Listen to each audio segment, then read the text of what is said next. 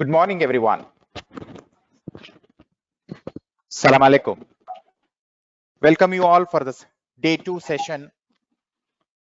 We are starting with our next day session. I would like to, it's my privilege to introduce our speaker, Dr. P.V. Abdul Rauf. Dr. P.V. Abdul Rauf is currently working as Assistant Director of Pharmacy, Hamad Medical Center, Qatar.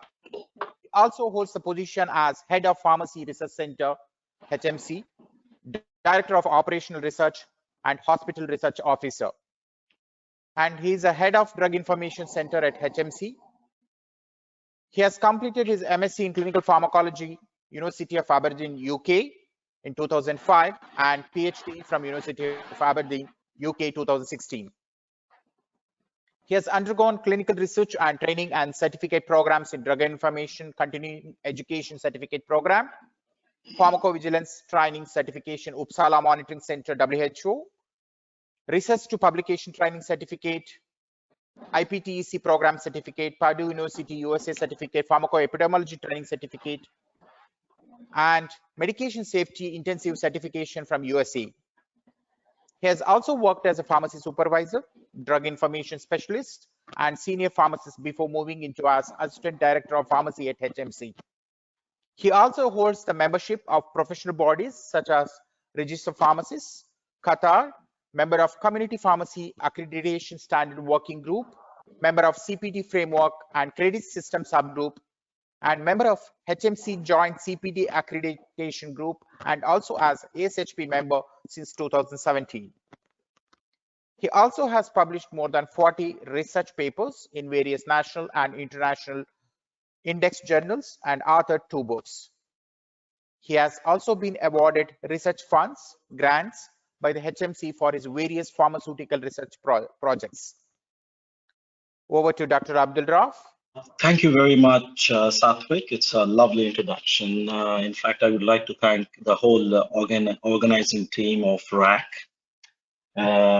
particularly Sathwik, Bhumendra, and Nasiruddin for their excellent work. They've been communicating all the time. I would really appreciate that work, and I've been very much privileged to be here. So without delay, let's get into the topic that we're going to discuss today. It's all about establishment of a national poison control center in Qatar, a pharmacy perspective. My presentations usually are quite simple. The objective of this presentation is to see how well a pharmacist has been placed or positioned to contribute towards establishment of a poison center, and how well his expertise has been utilized to be a poison information specialist. So I do not have any conflict of interest for this presentation. It's purely an organization presentation.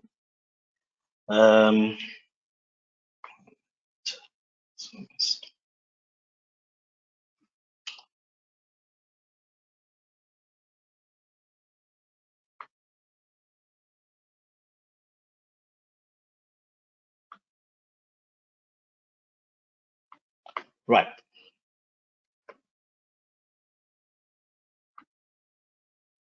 Is it hanged? Okay, yeah, it's fine. That's fine. Yeah, it's fine. So today I'll be covering about the introduction of our organization, which is Hamad Medical Corporation in Qatar, where I work as an assistant director, and take you through a little bit of magnitude of potential poison exposure and little poison centers, its establishments and evaluations and all that.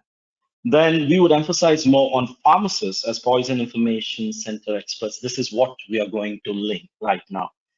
And last but not least, we would be talking about HMC experience in establishing a Qatar National Poison Center.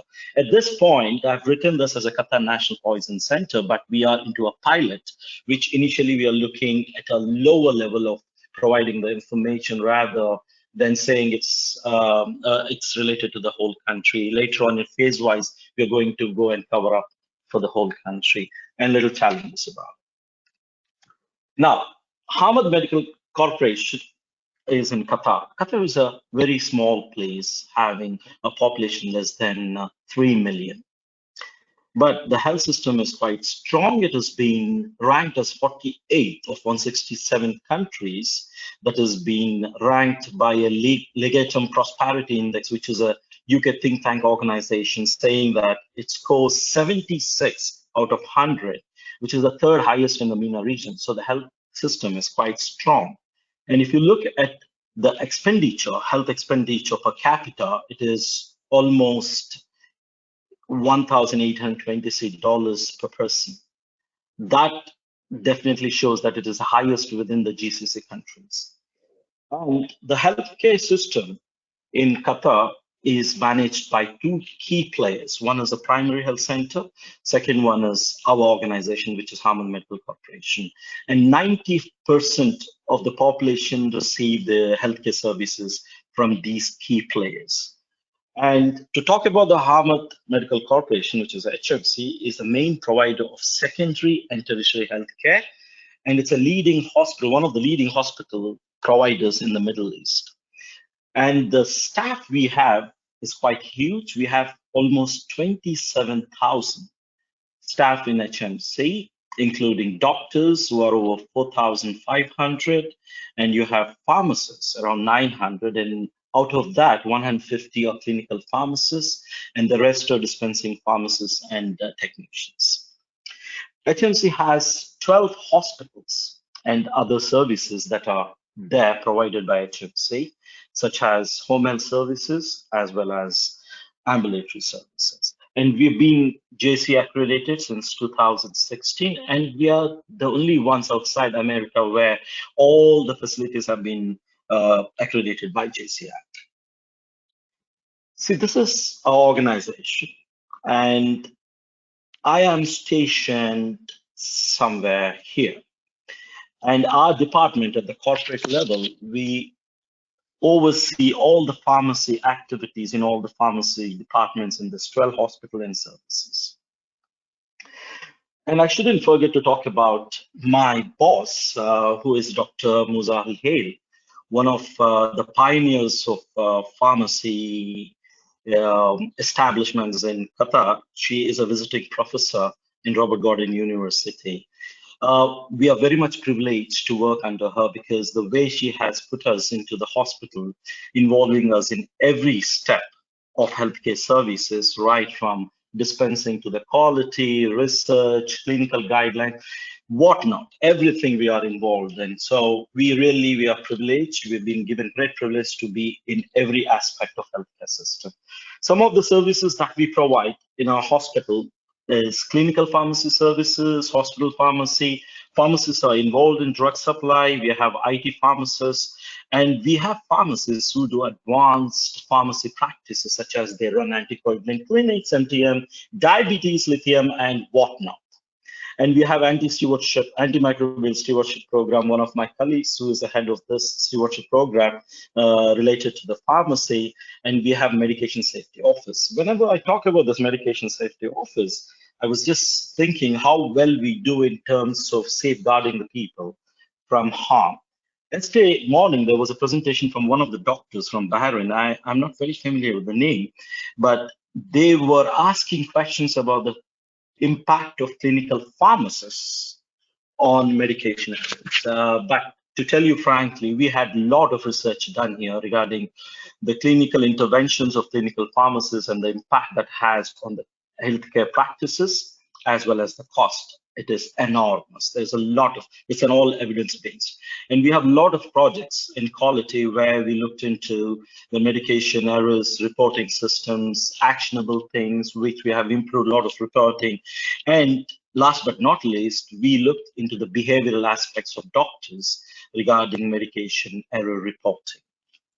So we have a lot in our organization when it comes to a lot of research, a lot of quality projects. And we have our own pharmacy continuum professional development office, as well as a research center where I head the research center, and I'm a co-head of education.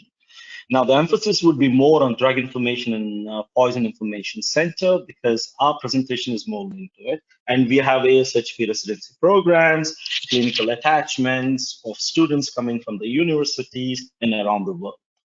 Now, why is it important to have a poison center in any country? Now, when I say that, we require to look at the magnitude of potential poison exposure and impact. If you look at the magnitude, you can see there are 40,000 to 60,000 industrial chemicals in commerce globally. That's a big, big risk.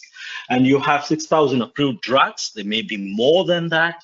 And we have 730 new psychoactive substances, 2,000 poison plant, and 12,000 species of poisonous and venomous animals. And not to forget, countless household and industrial products and cosmetics. Now, having been said that, this would have a great significant impact on public health. So what would be the impact? WHO has reported recently regarding the impact this poisonous substances or chemical that would have, which has been published. And it's about 100,000, more than 100,000 unintentional poisoning deaths around the world. And you can see 80,000 to 130,000 people die each year from snake bites, 20% of global suicides are due to pesticides and poison. And poisoning is one of the main causes of emergency attendance at emergencies in the hospitals, institutes, wherever you see. And one of the studies that has been looking at the admissions due to adverse drug reactions is been going on, and we are conducting that in collaboration with universities here. So probably that would give us what is the rate of people attending the emergency due to poisoning. Now, what's a poison center? The definition is quite simple. It is a specialized unit that provides advice or assistance treatment. So now, depending upon the model, you would have different types of poison centers, and even the terminology differs. You can say poison centers, poison control centers, poison information centers, all depends upon what type of provision is given. So if I say it's a poison information center, probably it's only the advice that people get it, but they are not involved in the treatment. So some units do have a treatment units as well as a toxicology labs attached to it. Now let's look at the history of poison centers or poison control centers. Initially, they've been developed as a source of information about the pediatric poison emergencies. Later on, they evolved into poison centers with in numerous functions like research, education, database maintenance, and all that. And if you look at US, this poison centers have been developed in 1950s, initially to provide information to the healthcare providers as well as physicians, primary physicians. But within a decade, these services expanded to include provision of poison information to the general public. It's only in 1980s they developed a national poison data system, which includes the demographics, the type of poisons, the patterns, what are the outcomes which were used for many purposes in terms of research, education, insurances, and all that. Now, this slide talks about how the poison centers have been developed and established. If you can look at the first one, in 1940s, they have developed poison centers, which are mainly advisory centers in 1940s in Europe. Then if you look at 1950s, they have developed an inpatient poison centers where they had inpatient treatment groups as well as in UK. Then later on 1964, they have established an European association. Why am I showing this is the way it has been evolved. So these centers have been there, they've been developing. So as the information comes in with the experience, they started evolving. The similar to the ones in States, which was established in 1950. Then they have established the American Association of Poison Control Centers, which is the main accrediting body for them, and all that. Now, the significance. Without knowing the significance of poison center, definitely I wouldn't like to work to establish a poison center. Now, the significance could be linked to or could be looked at three perspectives. Number one, from the public perspective. Number two, from the organization, healthcare organization's perspective. And number three, from the research perspective. When you talk about the public perspective, if you have a poison center which is accessible and which is not charged, it's affordable. When we say affordable, there is no charge for calling and getting the information from the PCs, from poison centers. So it is quite accessible with all the top experts who've been experienced sitting there to answer your calls, as well as it is affordable, it is not being charged. So this is from the public perspective. The second thing about the healthcare perspective, if you look at it, the cost plays an important role. And it has been seen, if you have an established PCC, that is Poison Control Center, it has an impact of reducing the cost on the health centers related to the length of stay, as well as the admissions to emergencies because of poisons. Now, the third one is about toxic and public health surveillance. Again, it is related to the public perspective, where the poison control centers can be broad, generalized sentinels, where the information you require can be achieved, can be you receive all the information from the healthcare, from a poison center experts, where it is not necessary about the toxicology. It could be anything, any medical incidents. You can just call them and find out, and there will be a vigilance, toxic vigilance, and that which can be utilized. And they also monitor continuously where any alerts can be rectified or mitigated. Now, about the healthcare professionals. Now, the healthcare professionals benefit a lot from the poison centers, where they receive education, they receive training, they receive sort of certifications, and they have to have a mandatory training in a poison center. And even you learn from the bedside, because the queries are there. Means you learn each and everything from the poison center. It could give you the training, education, and all. And for the public, definitely the education about preventing poisons, how you need to act, the campaigns regarding the patterns of poisons that have been seen. And the last but not least, about the research data and the product safety and toxicity. And we all know everything is driven by research. When you have the databases, you could look at the patterns, what has been happening, how the patients are being treated, how the doctors have the consensus about treating, what standards they maintain. So it's all research based. If you look at it and if you find out there are some deficiencies, you can put strategies forward. Now, as I told you about the health costs, you see it reduces emergency department visits, as well as the length of stay. And there was a study that is being done by International Institute of Medicine, which talks about if you have $1 spent on poison centers, you would be saving around 7 to 15 for each dollar spent on poison centers. Now, this is quite important for me as a pharmacist, and even motivating the pharmacists to at least give a chance to your career, think about a poison information center expert. Why are the pharmacists labeled as poison information center experts? There are many reasons for it. There is an evidence for it. Evidence has been published about it. And we have a personal experience. The first thing we need to look at is 53% of the cases managed by poison centers involve pharmaceuticals, that is drugs and medications. That shows the magnitude.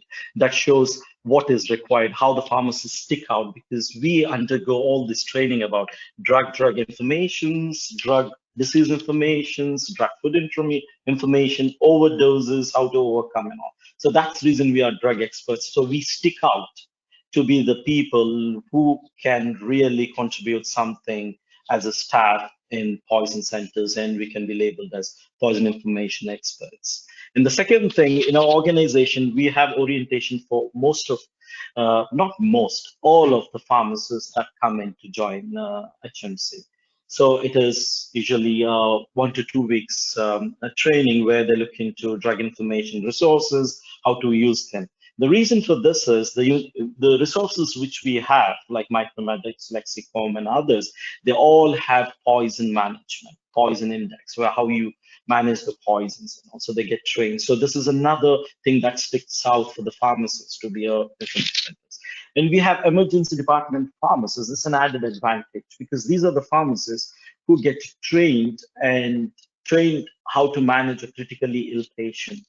Most of them are supportive treatments, which they get very familiar with. So that would be an added advantage along with the medication expertise.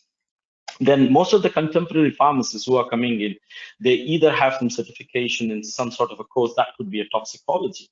So myself, I have done my MSc clinical pharmacology where I had a complete separate subject on toxicology and pharmacokinetics, and also it's there, the expertise is there, it needs to just polish. Then there are a couple of papers that have been published about the importance of pharmacists being in the area of poison centers to give much of their experience in safeguarding the patient. So one of the publication clearly said, a pharmacist is an untapped reservoir of information and ability that can be used effectively in an acute intoxication. So this was published in 1971, just imagine. It has been recognized, the pharmacy services have been recognized as one of the untapped reservoir in terms of their expertise when it comes to poison information centers. And there was another study which talked about the importance of pharmacists in emergency poison breakout, because their expertise in even suggesting or recommending alternative antidotes. Now, there are different models of poison centers, if you look at it. So we were looking at a model which is very conducive to us, that is having information advice given, as well as we have a medical toxicology department which manages the toxicity cases. And there are some models which they have only advice about the poisons. They do not have aqua treatment units, and some do have toxicology lab attached to the poison centers. So different countries have different models. It all depends upon how you adopt it based on the facilities, based on what logistics, what you have. So let's talk about our HMC, the birth of poison control centers. Now, I would not agree that we did not have any center that manages the poison cases. Yes, we did. We have our medical toxicology center in our emergencies who used to look into all the toxicology cases and manage them. But the only thing is the system was dispersed. We didn't know who is managing, how it is managed, where the data is being stored. This was one of the reasons we thought about having our own a centralized poison center in HMC. So initially, there was a concern about antidotes which have been misused or abused. And we had this antidotes distributed in different areas in Qatar, in different health centers, and even the privates were having some antidotes with it. But we had a concern about that misuse as well as an abuse and the cost that is related to it. So we came up with a list saying that this needs to be distributed, who's going to spend for it, how are you going to exchange this when it is a near expiry. That has prompted us to have a centralized poison center which can look into it.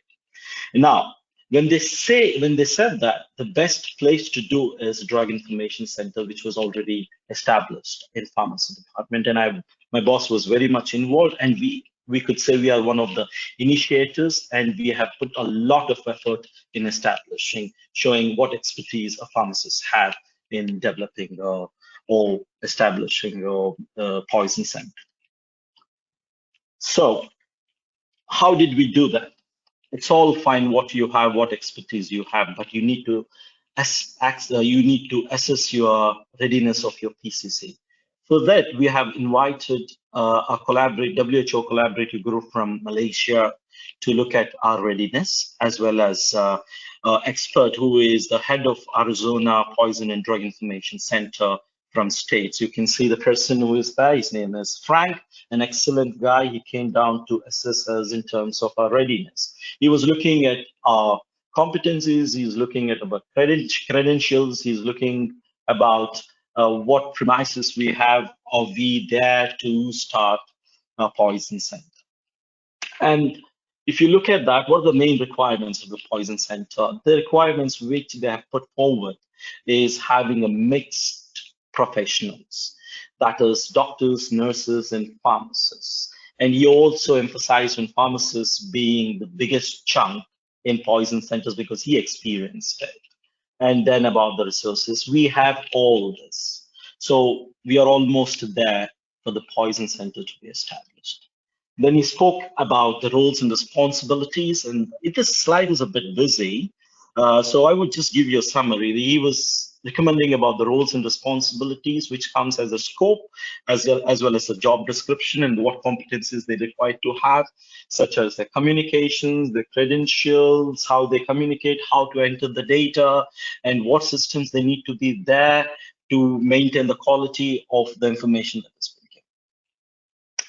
So after all this, we said, let's start our Poison Center as a pilot. So this project is a pilot where we were thinking about providing information to all the healthcare providers within HMC. And this needs to be very much aligned with our national strategy and our HMC core values, which is looking at health, education, and research.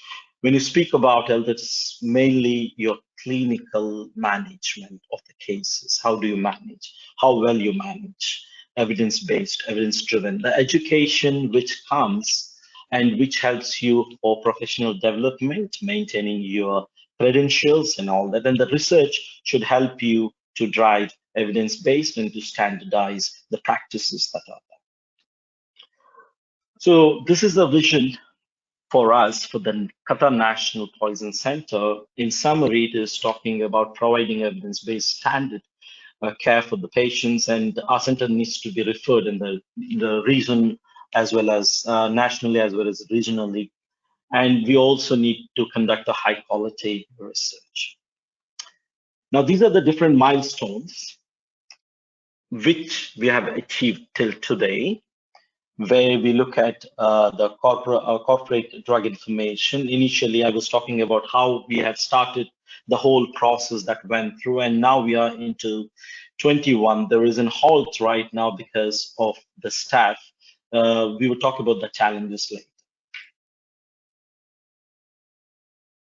So these are the milestones. We are in the first phase right now where we are providing information to the healthcare providers. And to achieve that, we looked into our credentials and we have asked our poison center staff to undergo certain training, which is, you can say, the certification training from states, as well as the poison communication certification from states.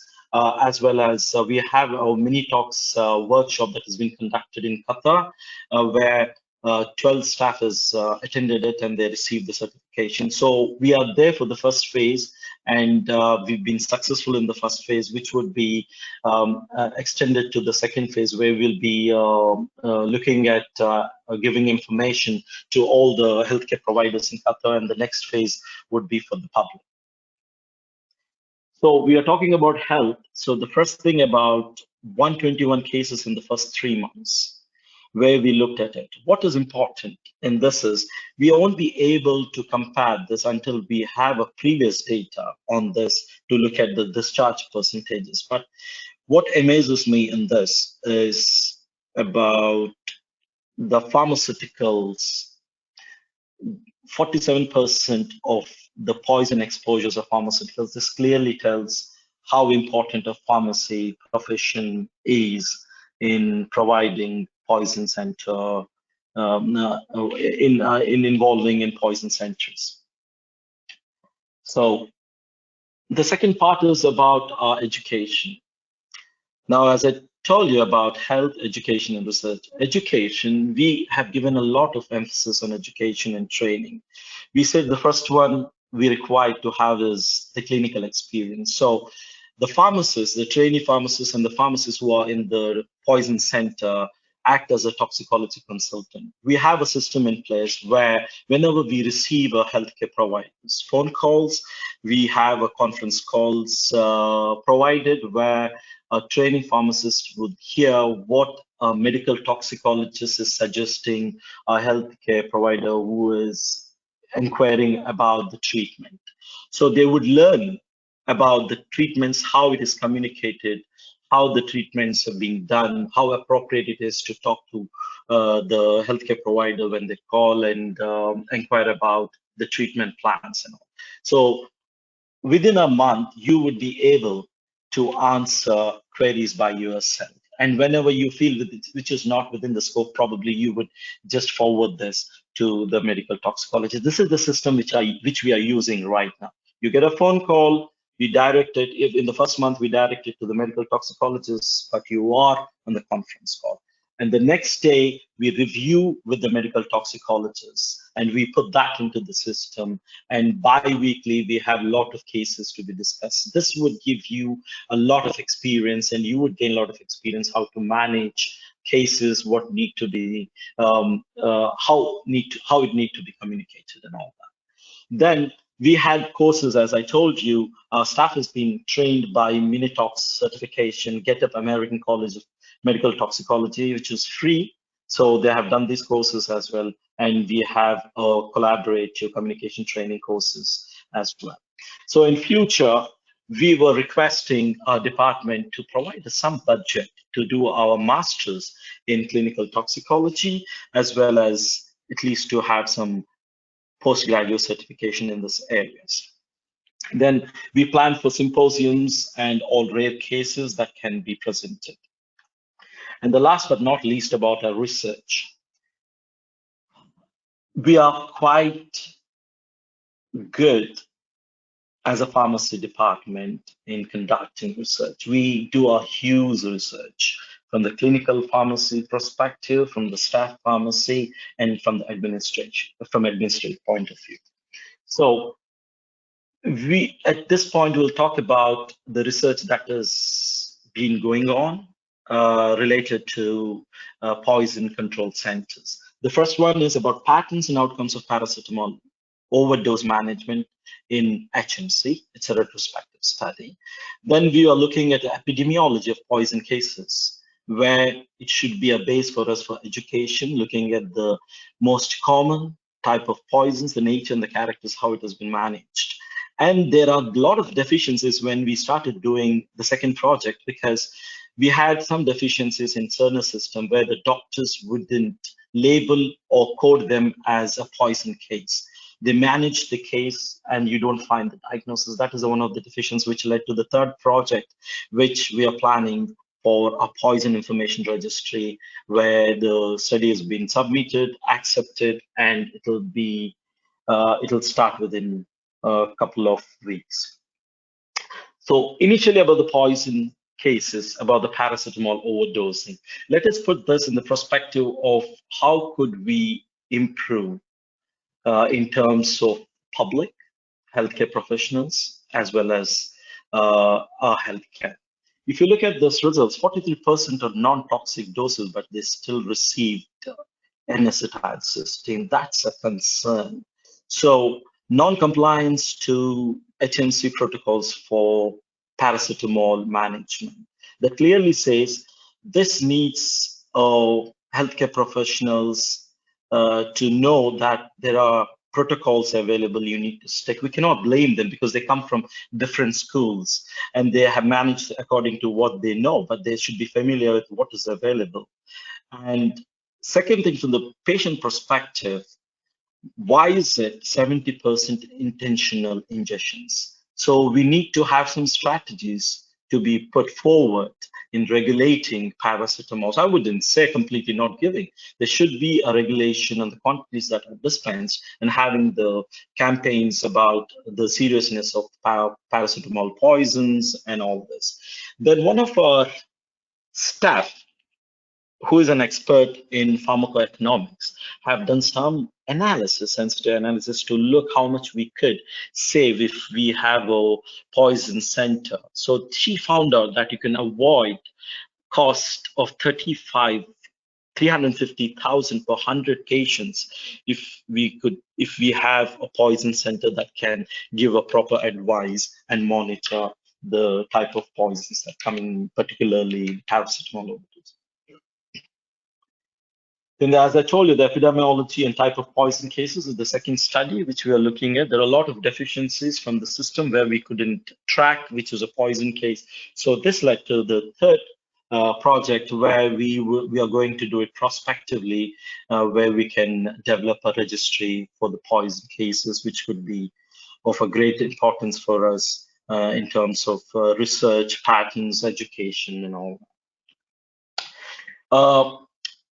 This slide is very close to me. When we were working as a toxicologist, we had a lot of questions regarding vaccinations. How safe is it? So we being a pharmacist, a frontliners, are very important in terms of vaccine advocacy.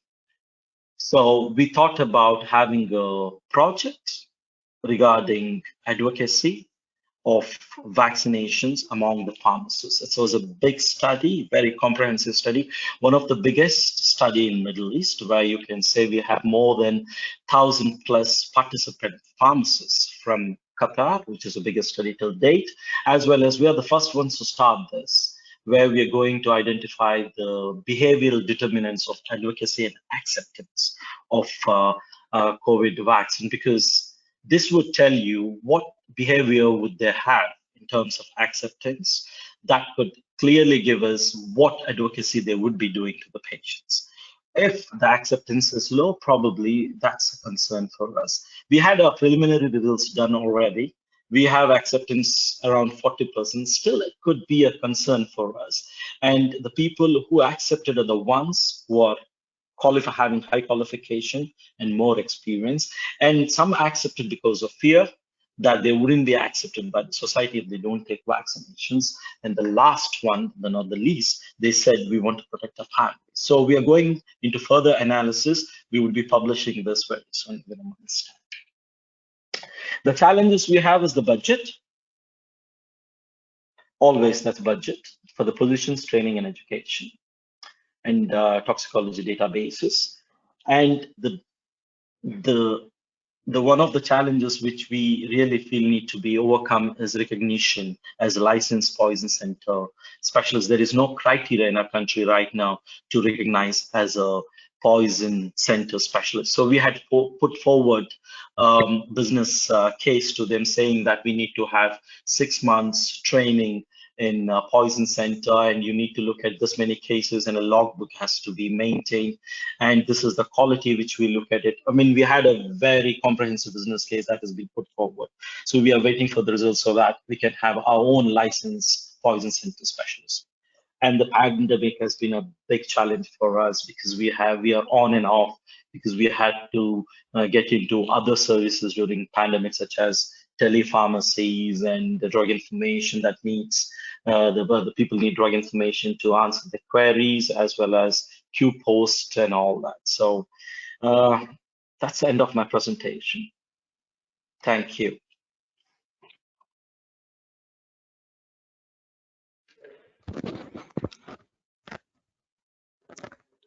Thank you very much, Dr. Abdul Rauf, for your stimulating and motivating presentation on establishment of National Poison Control Center, especially a pharmacist perspective. I think your presentation took back me to my student and earlier career days as a clinical pharmacist and a drug information pharmacist, where we used to handle a lot of drug information and poison information back home. Of course, with increasing use of toxicological substances, especially household poisons, and industrialization, urbanization, and a lot of chemicals we do use on our daily life, I'm sure there is a need for establishment of poison information center in every hospital. I'm sure the experience and key milestones you shared or achieved Of course, it will set a good example for everyone to incorporate in our professional practice, especially in Middle East region. As educators, even we, as our university, we have toxicology related courses in our B.Pharm and MS, and we have also undertaken few basic epidemiological research in this area. It was a wonderful presentation, and thank you again for taking time from your busy schedule. I have a question from one of our delegates. Does HMC offer this course relating to poison handling to pharmacists via online platform? Do you have any courses or training courses for outsiders? No, unfortunately, we don't have any courses as such, but even we are doing courses from outside for this because we need to be accredited first.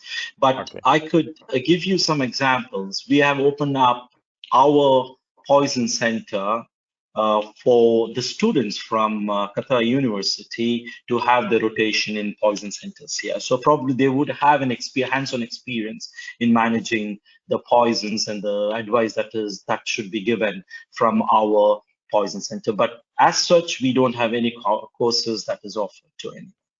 Okay. Thank you.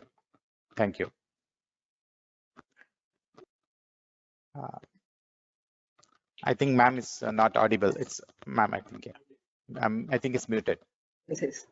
Congrats, Dr. Abdul. Excellent presentation. Thank you very much, ma'am. We are also doing some amount of poison information and drug information services here. We have a separate clinical pharmacy department in one of the ministry hospital. Not at your level, maybe, but we also initiated. Now, because of the COVID, everything is stopped. Yeah. Thank you once again, Dr. PV Abdul Rauf. To our next session lecture by Dr. Richa Ajay Dayaramani. I have a privilege to introduce Dr. Richa. Dr. Richa is working as a principal in Kathy College of Pharmacy. Born on 22nd December 1976, she is driven to inspire the learners to acquire knowledge and skills and culminate an attitude of lifelong learning for positive societal change. She has graduated in pharmacy from BKM GPC Rajkot in 1998, M.Pharm from MS University Baroda in 2004, and PhD from Ganpat University Mehsana in 2012. She has 20+ years of professional experience in teaching, research, and industry. She has work experience with Tolani Institute of Pharmacy and industries like IPCA Laboratories Limited and Rusan Pharma Limited. She's associated with Right Star Products Limited as technical director and involved with product development and technology transfer. She's a Board of Studies member in Gujarat Technological University, PG Syllabus Committee member in Pharmacy Council of India, Vice President of APTI Gujarat. She is the founder president of Human Ethics Committee Association, committed to empower and propagate ethics in clinical research and clinical trials. She is also the core committee member for UNESCO Bioethics Pharmacy India chapter. She has published 23 research papers in index journals, authored 3 books, and filed 4 patents.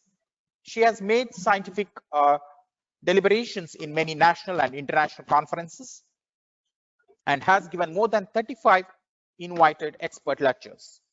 She is currently guiding 3 PhD scholars.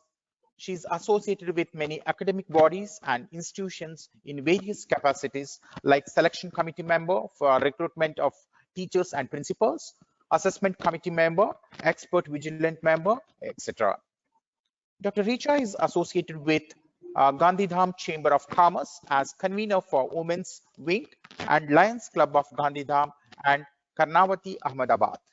She works specifically for entrepreneurship awareness and development.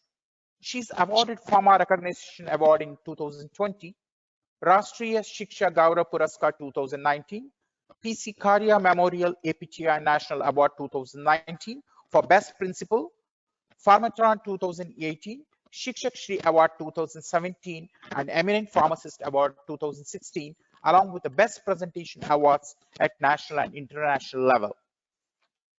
And thank you for accepting our invitation. And the topic of this session is Global Trends in Pharmaceutical Quality Assurance. Over to you, Dr. Richa.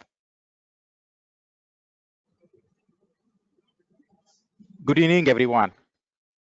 We welcome Dr. Richa again, since we had some technical issues in the morning. Very sorry for that. But Dr. Richa has kindly agreed to deliver the lecture once again. I appreciate that. And many of our delegates were asking for that lecture once again, since they have missed the voice in between. Hopefully, we will pray for everything to be smoother this time. Over to you, Dr. Richa. I will not take much time. Thank you. Thank you very much, sir. Thank you, respected patrons and the University Department of Pharmaceutical Sciences for giving me this opportunity once again to showcase my presentation. So without much ado, I will just directly share my screen. So I'll skip these things, but only I will focus on the important points. So as we all know that, So quickly, I'll just wind up what constitutes quality. So quality starts from the vision of the top management or the leadership, and with a focus on the core values that are very important with respect to the growth of any organization. And these are the only values that percolate from top to bottom.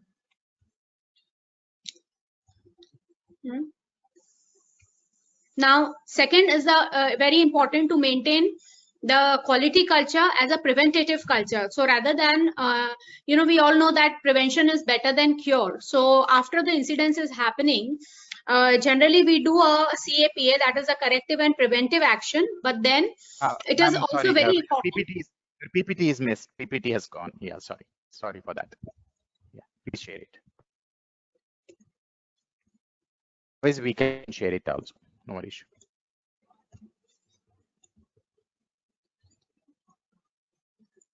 Is it okay now? Yes, ma'am. Please put it in the PowerPoint presentation mode. Otherwise, it's okay. It's okay. Otherwise, it's also okay. Yeah. Please. Yes, ma'am. So it is a preventative culture. And yes, it is very important to foresee in advance what are the problems that a process is going to encounter, and what are the changes or what are the potential setbacks that are likely to occur in the product development and in the process validations, and what are the resources or materials that need to be arranged, or what should be the quality cost oversights. And so if we have a proper plan mechanisms in place like HACCP and preventive plant maintenance and all the processes that encompass the production of a pharmaceutical product in advance, then that means we are able to address and maintain a quality culture across the organization. And third important point is that whose responsibility is quality? After all, so it is everybody's responsibility. Neither it is the responsibility of the top management, nor it is the responsibility of any particular department like a production department or QA/QC department. No, quality is a responsibility of everybody who is involved in the organization, or as a block working, everybody who is involved in the process, in the planning, in the resourcing, even the supply chain, even the export, everything, each and every activity or each and every person who is associated with the organization owns the quality. Now, these are the basic points of difference between quality control, quality management, and quality assurance. So quality control is generally the inspection and testing processes, whereas quality assurance is the implementation of the standardized process, like the validation is an important aspect of quality assurance. And then quality management system, it is basically the organization's approach towards minimizing the deficiencies and meeting the regulatory standards as desired. Now we are living in the area in the world of industry 4.0, and when we talk about industry 4.0, then definitely we are talking about quality 4.0, and pharma quality 4.0 has 11 important components, or 11 important axes as we call them. And we all know that like what is production industry 1.0, 2.0, 3.0 and 4.0. So 1.0 was the birth of the industrialization. Second, industry 2.0 was the introduction of the steam or the fueling. Industry 3.0 talks about the use of computers, extensive use of computers, and industry 4.0 talks about the technology, IT, artificial intelligence, virtual reality, augmented reality, and things like that. So when we talk about quality 4.0, it always has this is taken from LNS research resource. And based on that reference, I could jot down 11 important axes that govern the quality 4.0 concept. And these are data. We all know that data mining is very, very in nowadays, and all this Microsoft and Google and the companies, each and every sector require data, they utilize data, they exploit data, and definitely as a part of quality assurance, decision making is largely data driven. So it is not based on now any more cognitive or judgmental or affinity based decision making, but it is a data driven decision making that helps us to justify our data using the statistical tools. Okay, so we all know that we use different type of statistical tools, and for that, for the basic justification, we need data. Even in the clinical research, in evidence-based medication, in establishing the validation, so everything requires data, and analytics or metrics of the data is also important for that matter. And this matrix will help us in the field of pharmacy to address various aspects like drug discovery and development, personalized and target-based medications, social search engines, and listing of the products of interest on the net, and streamlining the compliance, regulatory submissions, increasing the efficiency of clinical trials, of course, because we all know that clinical trials may require, like in the initial, it would need some 20 people for the phase 1, phase 2, and then in the phase 3, we need around 200 people, and then 220 people, and then in the phase 4, it's on a little bit mass level. So of course, we need different types of data, and an accurate analysis of those data will help us to deliver evidence-based therapy. So reducing cost and increasing drug utilization is also very important, and that is also data driven and based on the quality metrics analysis.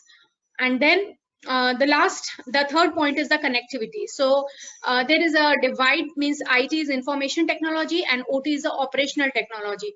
So it is also forced nowadays, it is a mandatory for the leaders or the quality leaders for that matter to address the gap between the IT and OT. And by the use of data, processes, and people brought on a single platform, this connectivity amongst the three can be of help to ensure the quality of the therapy. The fourth is the collaboration. So yes, we are living in an age of collaboration. We see collaboration in every facet of organization, be it academic organization or production or marketing. So there is a lot of outsourcing, lot of involvements, engagements, and collaborations. Of course, with the help of technology. So technology plays an important role in making effective outcome-based collaborations that can also involve laymen as potential customers or patients, future patients. So yes, patient engagement we'll see in the next slide. So there is a huge potential that can be leveraged to transform the powers of connectivity, data, and analytics by making the use of collaboration. Now, fifth is app development. Very soon, within a couple of years or at the most 3 years from now, we will have apps developed by the to market the products or to make the product understandable by the patient. So in the Western world, there are some startups who address to the patient personal requirements. It is on the testing based, but I'm sure will come in the next slide that what are the future investments or current investments, big investments that can be a game changer. And yes, app development is very, very important aspect of ensuring good therapy. And this can definitely be utilized to a great extent in the wearables and medical devices and augmented reality, virtual reality based platforms for diagnosis, for treatment, for prophylactic use, and so on.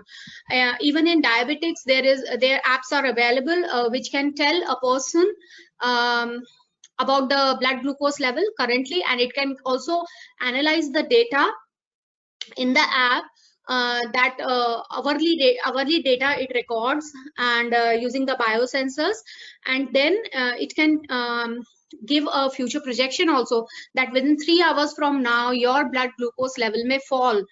So you eat something. So this is so comfortable for patients, especially of a population belonging to geriatrics age group or pediatrics age group or special needy people. So it becomes handy with technology based applications. Scalability with the help of cloud computing. Data requires space, right?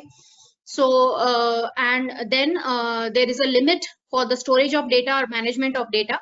So scalability of this data, and we need the large volume of data to be stored and appropriate devices for that, and analytics to manage that data. So scalability is also important aspect going to be in the Quality 4.0, and it is also one of the important axes of Quality 4.0. Then there is a management systems. Of course, a lot of technology based inputs can be made in the management systems for automating processes and systems that can minimize human errors, human intervention, and give us the exact real-time analysis of the systems, of the processes, and of the critical parameters and validations specifically. Eighth axis is the compliance. So 4.0 provides many opportunities to automate the compliance. That means regulatory submissions made easy. So when we talk about regulatory submissions, they can be very, very complicated, and a lot of reworking is there with respect to regulatory submissions, specifically for the regulated countries, regulated submissions for US FDA and TGA and MHRA and things like that. And many companies are not able to come up to the mark performance, and many receive the warning letters.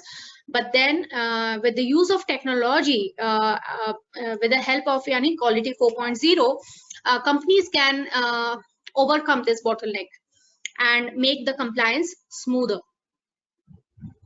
Culture, it's very, very important. So how Quality 4.0 can contribute to maintaining the culture?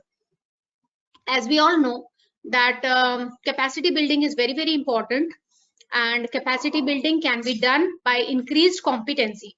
Now, what is competency? Competency is the combination of knowledge and skill. So pharmacy is a knowledge-based curriculum or science which utilizes extensive scientific knowledge, and at the same time it is a practicing profession, so it requires specialized skills also. So pharmacy has to have the quality culture applied irrespective of the place of work. That can be an industry, that can be a hospital setup, that can be clinical, that can be laboratory, or that can be academics, or for any other, that it can be a distribution center, anywhere. But that quality culture is must, because we all understand this fact that a medicine can affect the health status, or it can affect the life and quality of life of our brothers and sisters. So it has to be ethical, and to ensure this ethics in the practice and science of pharmacy, it is very important for all of us to imbibe a culture of quality by inculcating the competency levels or increasing the competency levels of our students, right? So then only this is a culture. Culture means something that cannot come overnight. You know, it needs to be fabricated or weaved. Okay. So yes, in the mindset of the students, we need to inculcate this quality concept very nicely. Then leadership. Yes, a leadership is very, very difficult, and it is the talk of the town. There is a huge vacuum at the top, which we all sense that we need leaders, good quality leaders, ethical leaders, and competent leaders in the quality field. And they should advocate and lead quality across the organization, and they can also harness the potential of quality 4.0 to make their decisions work. Okay. Now, competency by using quality 4.0, it can facilitate a movement towards improved baseline competency of workers by modes of various trainings, workshops, skill development, and by use of technology like social media. We can use social media for creating short training programs or short awareness programs, by improving their learning experience by the use of augmented reality or artificial intelligence, or by devising small tests or assessments or assignments by use of machine learning, deep learning, mashup apps, wearables, and all those things. All those aspects of technology can be very well utilized to increase the competency levels of our personnel. So these are the 11 axes of quality 4.0. Now, what are the coming to the futuristic trends that we believe are going to be there with the pharma field for the next 10 years? And for this, to ensure this, see, this will not stop. What is going to happen, future cannot be stopped, but we have to prepare for the future. And as an academician, it is our moral responsibility to foresee for the futuristic trends and prepare the young generation, or prepare the future generation, or our youth to adapt easily to the futuristic trends. So it's very important to keep them abreast with what the future holds. At least we should be able to give them a brief idea about the personalized medicine, digitization of paper process. So all our students should be well adapted to the digital world, artificial intelligence, increased focus on quality management, automation, patient engagement, and empowerment. So these are the few futuristic trends which are not very far away, and COVID has in fact reduced the gap between these trends and our situation.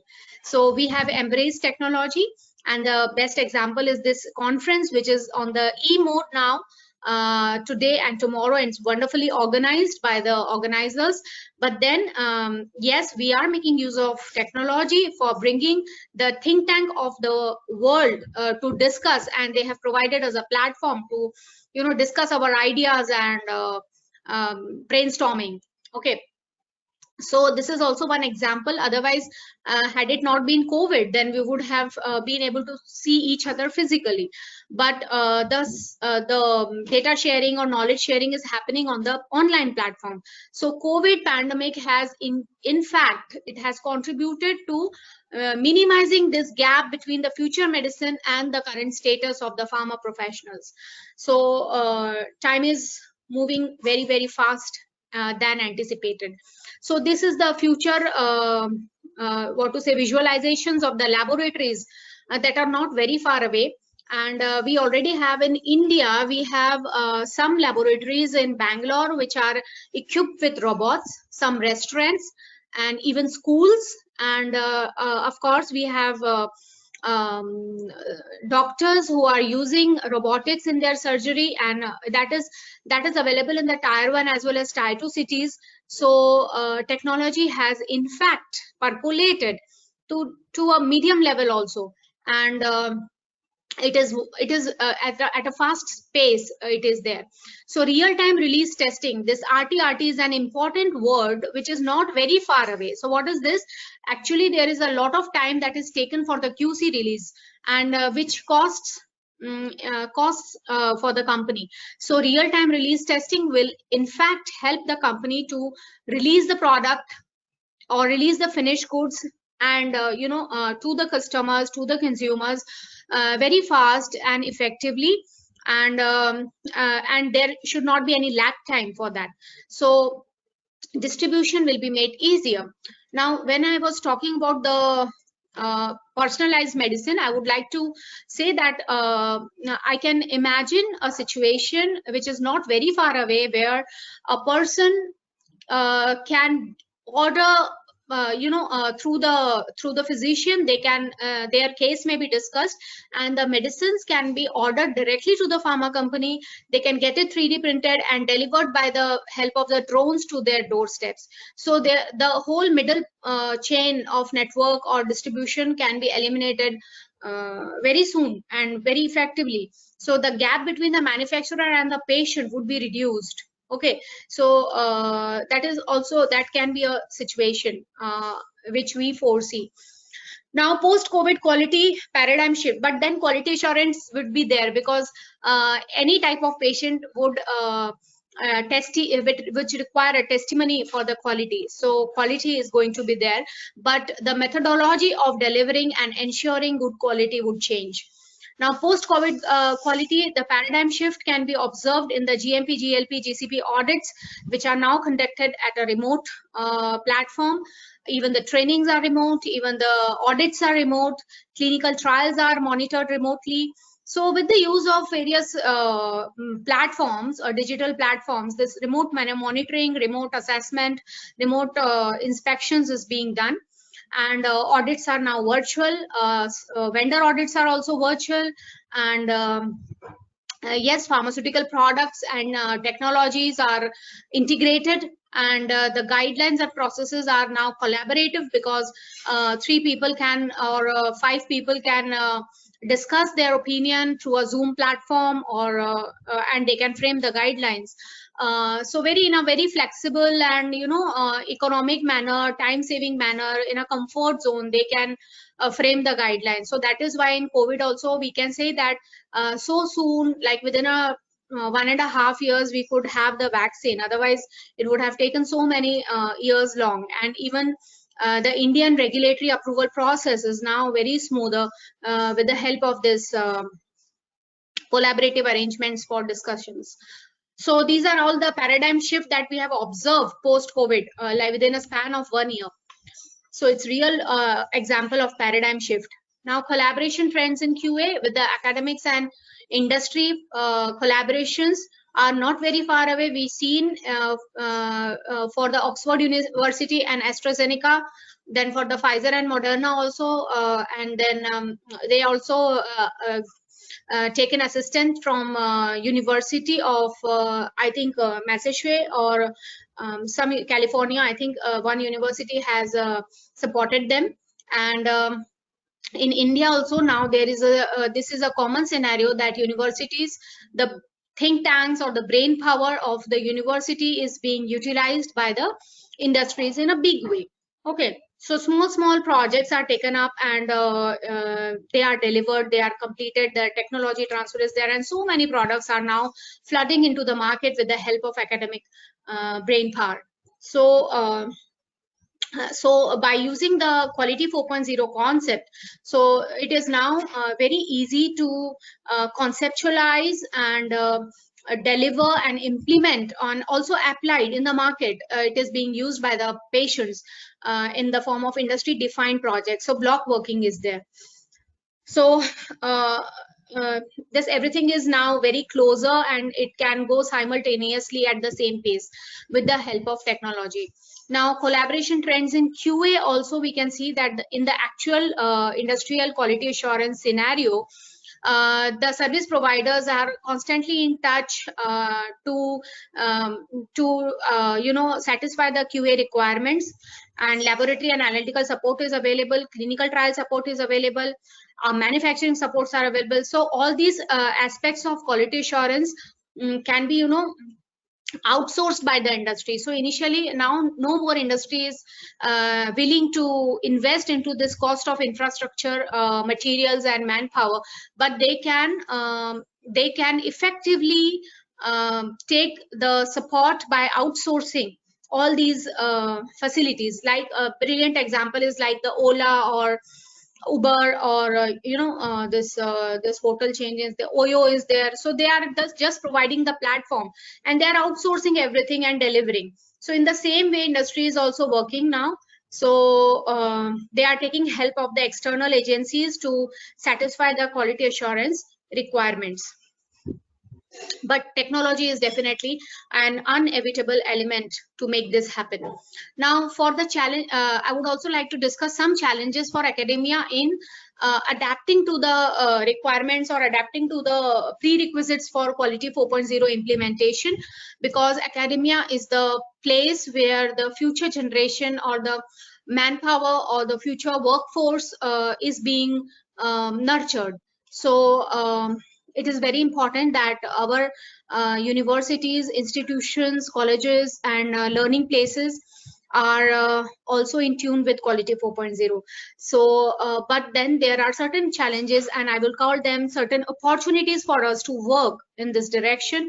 Some scope of working is there for accreditation, for bringing out some good QA measures in education to ensure that the learning objectives are fulfilled.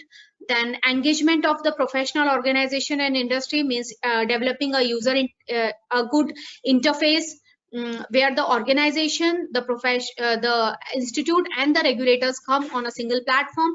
And then we can have some alignment between the academia, the practitioners, and the regulators. So the practice people and the regulators. We need to dynamically update the curriculum, because the world is changing so fast and we cannot afford to have a old curriculum. So that is why it is very, very important to update the curriculum on a dynamic manner, which is in tune with the current requirements of the industry. Specifically for the postgraduate level, I would say undergraduate is okay, but postgraduate is very, very important to be updated in a dynamic fashion. Lack of competency framework is also there. So competency of the professionals need to be developed according to the requirements of the job or placement, the job givers. Okay. And then professional development mechanisms are not in place, which we need to focus on, and lack of technological skills and alignment. So yes, academicians also need to update themselves with the latest technological skills and align themselves with the futuristic technological skills also. So there should be some model or some prototypes should be available for them to be experienced. Okay. Now biopharma is one sector. There are so many sectors which are very futuristic, and pharma companies are excited to harness these opportunities, because biopharma, biosimilars, they will cut the cost and move in the direction of affordable healthcare, because the regulatory submissions are very much reduced, the cost of testing is reduced, and they ensure good therapy, and that can be promised in a most efficient manner. So these are the interventions for biopharma. And I would like to specifically discuss the non-traditional partnership that are important indicators for the future goals. So we can see that Tesla has collaborated with Medtronic. Tesla, which is an automobile or transportation, I can say, but yes, definitely it's not medicine industry. But then Tesla has collaborated with Medtronic, Ford has collaborated with 3M or Thermo Fisher, and GM has collaborated with Ventec, and car companies are now making medical equipment. So that medical equipment is going to see the dawnlight very soon. So biomarkers or bioindicators or sensors and the medical equipment is going to now flood the market. I feel globally, because the top investors or the top companies that are electrically or they have the power of the batteries, basically electrical batteries, and they are now investing in medical equipment. So you can just see what the future holds for us. And for this we need quality, because everything needs to be guaranteed by quality, right? So it is very important that quality assurance would now not limited to the pharma or the drugs and chemistry and sort of things, but we need to align ourselves to learn the technological concepts or the engineering based concepts also. So I think that that we should introduce these concepts in our curriculum soon. I mean, now retailers, so because these are the signals that we are getting from the market investments and retailers in healthcare services, and so the face of the hospital or face of the pharmacy is also going to change soon, because Walmart's healthcare super center is already available in America, PillPack by Amazon Pharmacy, and Village Medical at Walgreens. So these are the few examples of how this is not, they are not typical hospitals, but they are the what to say, wellness centers where counseling is done and support therapy is available and medicines are available. So even these retail outlets have also invested or given a platform to the healthcare services. So if such giants, retail giants are like Amazon and Walmart and Walgreens are investing into healthcare services, so you can see that it will not be any surprise for us to find a healthcare service center or a wellness center at a pharmacy near you, and that the face of that pharmacy would be different from what we see right now. So maybe in the near future that that concept of healthcare delivery system would change soon. Big tech in healthcare, yes, Google and Apple, the big giants, collaborate to deploy an autonomous Bluetooth-based COVID-19 app. Google, Microsoft, and Amazon join hands with IBM and US government agencies to provide supercomputing power to COVID-19 researchers. So that is the intervention, or that is the interest taken by big giants like Google, Apple, Microsoft, Amazon. They are the business leaders, and when they are investing in healthcare, so definitely it's going to stay. Okay, they will make it stay. So it can be COVID-19 app for now, but it can be another app in near future. So it would not be a one-time investment. So you can see that technology disruption awaits the pharma market very, very soon. Telemedicine, in the COVID, we have seen that there is a, I think, of 300% rise in the telemedicine sector, and there is a growing interest where a person can refer to the therapist or refer to the doctor sitting on their in their home, and the waiting period is, or the discomfort, or these all things are eradicated, and just by the way of video conferencing, telemedicine is, or the therapy or the delivery health care delivery system is ensured. But of course we need certain approvals with respect to the quality of telemedicine, quality of healthcare system delivery, quality of medicines, of course, quality of distribution, all those things. So QA or quality assurance would not be limited within the pharma industry, but it is going to travel the world out of the pharma industry, or that four walls of the pharma industry. So health system usage of telemedicine pre-COVID was 20%, while during COVID it grew to 65%. So that is a 300% rise in the use of telemedicine. Home wellness and fitness. Peloton registered 66% increase in sales for treadmill, fitness bike, workout, or mobile app. That means people are now more inclined towards daily routines or daily regimens of fitness and wellness. They are more aware. They don't want any drugs or drugs for cure or treatment, but they would like to take up regimes, or they would like to invest their time in preventing the chance or occurrence of disease, or they are able to tackle the disorders very at a prior stage, because we saw that COVID-19 was deadly for the diabetics, and diabetic is a lifestyle disorder. Again, it was deadly for the obesity people. So obesity and diabetes are two two disorders, lifestyle disorders, which have which are now no longer wanted by anybody, because everybody knows that COVID, those people who were the victims of these COVID-19 were was very difficult for diabetics and obesity people, and they were at huge risk. So now people have oriented themselves to a better health regime in their daily routine. Lululemon acquires high-tech home fitness company Mira for $500 million. These are the recent investments. Home computing devices launching healthcare and wellness apps, and mental health also is a very, very emerging field of healthcare. Health is, as we all know as pharmacists, that health is not limited to just physical health, but it also encompasses the various aspects of mental health, and to a certain extent spiritual health also. So mental health and spiritual health would also be addressed in the near future with the use of technology and disruptions.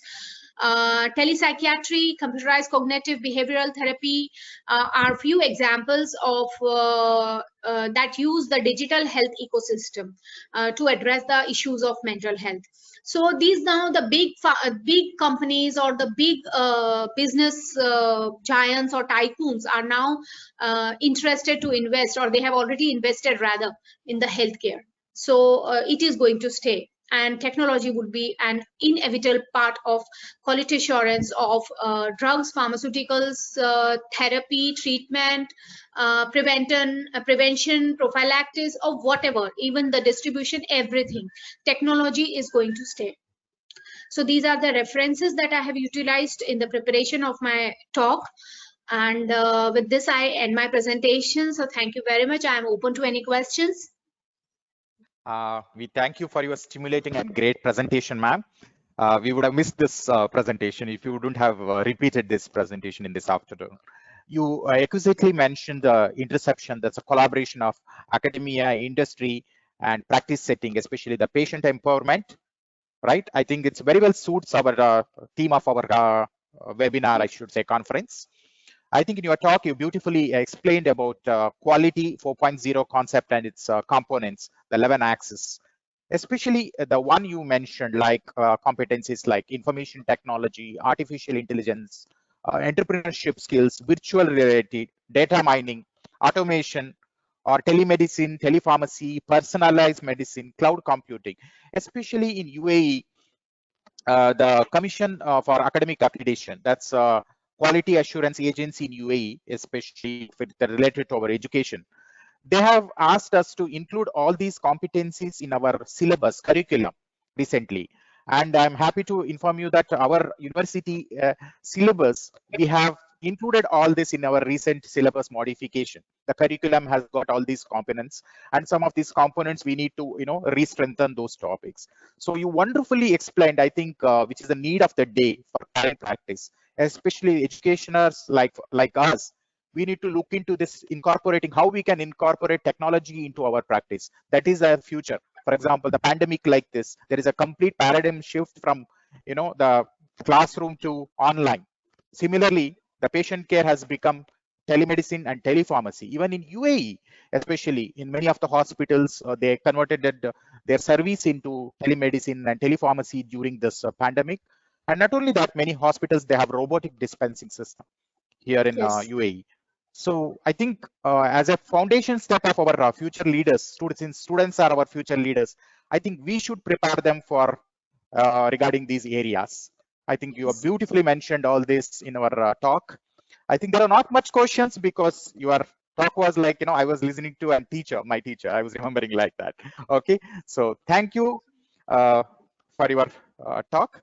Thank you so much, and I'm grateful for providing me a second chance to complete my talk. I would have really missed it, and I was feeling bad because of the the problems of this thing, and it was so embarrassing because my talk was on technology, and that was the only problem. That is the challenges we face. That is the challenges we face. Of course, we have overcome the challenge now. Yeah. That's what. And I congratulate your university. I think, as a technology, it's not just technology. We need to have human and technology both. That shows that we need human and technology. Thank you, madam. and Thank you, hope sir. we will have further interaction with you in future days. Thank you, ma'am. My Thank you pleasure. very much.